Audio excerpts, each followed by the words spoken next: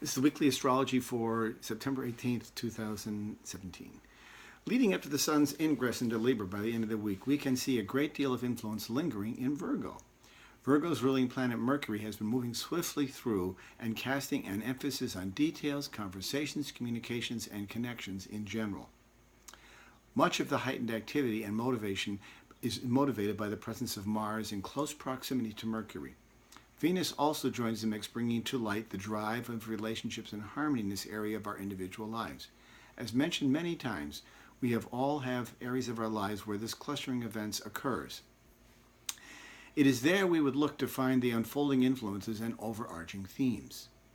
Meanwhile, Mercury steps out of its shadow period and returns to full influence with none of the lingering retrograde consequences. A new moon in Virgo further sets the stage for a new diplomatic approach. This should help enable a constructive dialogue and avoid confusion and obfuscation. As the week comes to an end, we see the sun enter Libra, of course.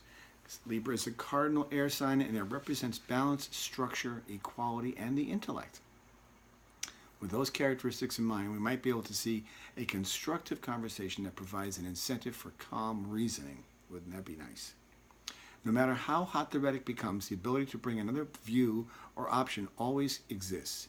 It is no small irony that just prior to the sun's ingress into Libra, the world celebrates International Day of Peace. This may be Libra's greatest contribution. Symbolized by the scale of balance, Libra strives to establish equanimity. When we glance at the political spectrum and we see the disparaging comments and opinions being cast about, it may be hard to believe that such a calm outcome might actually come into fruition. It is the intellectual realm of reason that offers hope for a balanced outcome. Adding to this heady mix is the final current opposition of Jupiter to Uranus. Adding to this heady mix is the final conversion of Jupiter to Uranus. While Jupiter is generally accepted as a fortunate presence, it can also amplify all that it connects or contacts. Oppositions are just that.